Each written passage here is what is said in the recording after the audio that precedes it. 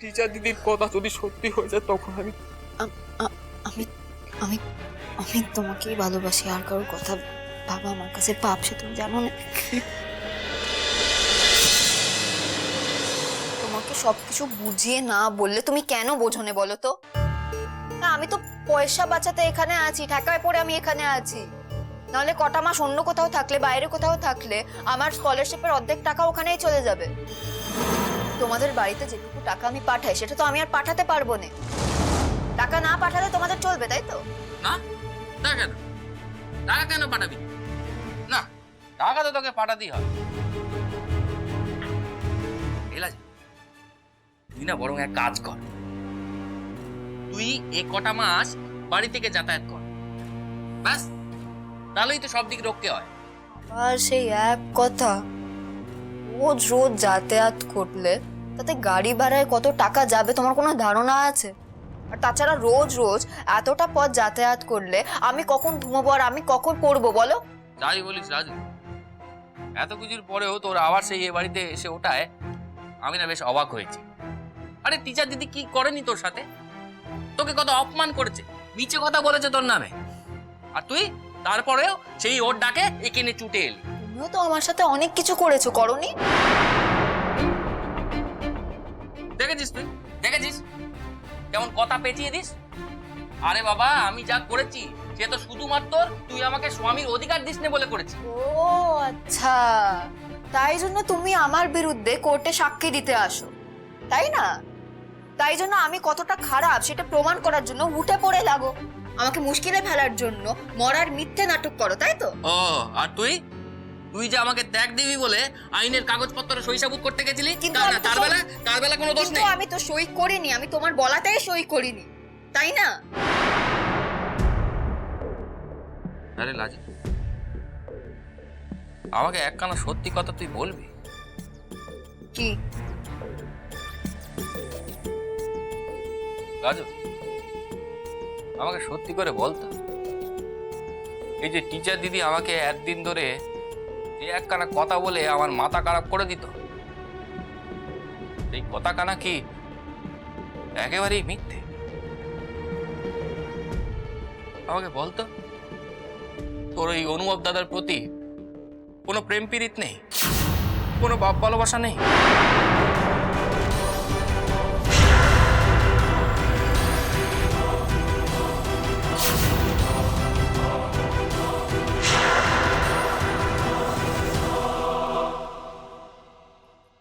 আশ্চর্য মেয়ে ওই বনলতা দিদি ভাই।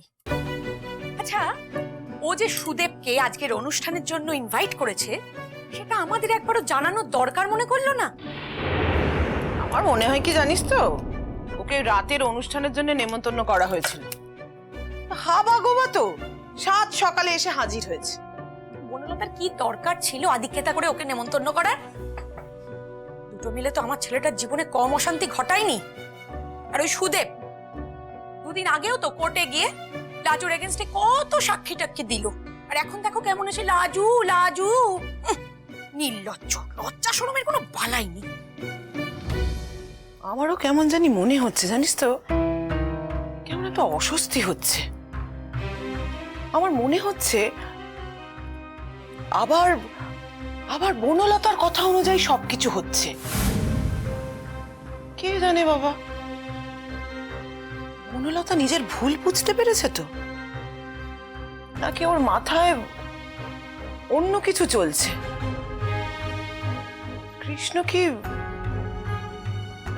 আদৌ ওর সঙ্গে অ্যাডজাস্ট করতে পারবে, নাকি ওদের ছাড়াছাড়ি হয়ে গেলেই ভালো ছিল?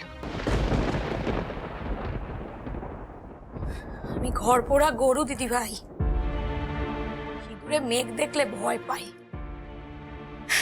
জানি না গো, সত্যি বলছি, আমার ছেলেটার জীবনে যে কি চলছে তুই বুঝতে পারছি না গো। তবে সুদেবকে কিন্তু আমি এই বাড়িতে থাকতে দেবো না, একথা কিন্তু আমি বলে দিলাম।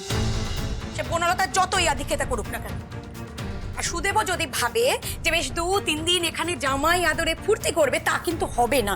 আজ রাতেই খেয়ে দিয়ে ওকে বিদায় হতে হবে। ঠিক আছে, জানিস তো একটা কথা, জানিস কি, তুই লাজুও চায় না ও এখানে থাকুক। না চাওয়াই তো ভালো, এটা তো বাড়ি, হোটেল নয় যে গোষ্ঠীর বাইরের লোক এসে এখানে ঘোরাফেরা করবে।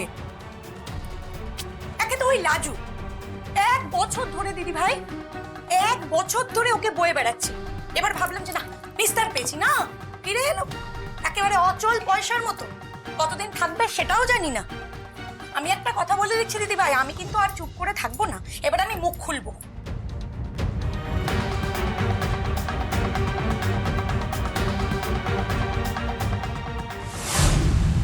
আমার কথা কি তুমি বিশ্বাস করবে?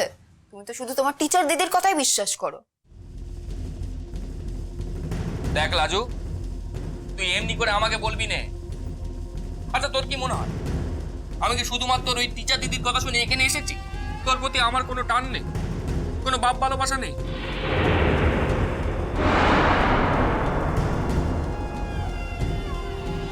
আরে, কাল রাত্রিরে তুই যখন আমাকে ফোন করে এখানে আসতে বললি নিজে মুখে, আরো কত ভালো ভালো কথা বললি, তো সেই কথাগুলো শুনে আমার মন একেবারে নরম হয়ে গেল।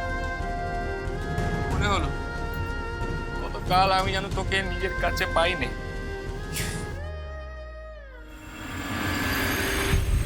বুঝলে কি কি কি করছো তুমি? কেন ছাড়ো। কেন এতে কি কোনো অন্যায় আছে নাকি? হ্যাঁ, নিজের বউকে একদিন বাদে কাছে পেয়েছি, একটু বুকের মধ্যে জাপটে ধরে থাকতে ইচ্ছে করছে। এতে কি কোনো অন্যায় আছে না? তুই আমাকে বল, কোনো অন্যায় আছে লাজু? ছাড়ো না, কেউ কেউ দেখে নেবে, দেখলে কি বলবে বলো তো? আরে কেউ কিচ্ছুটি বলবে না।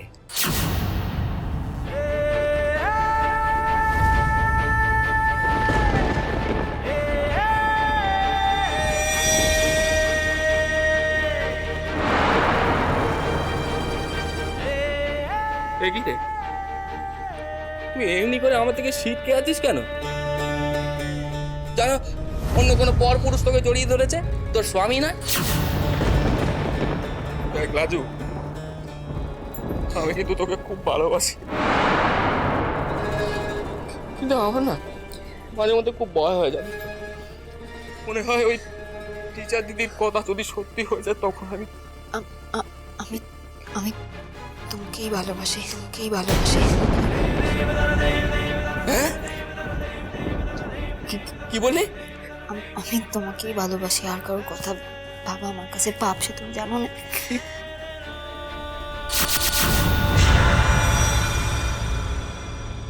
হাই কৃষ্ণ, খাবি আয়।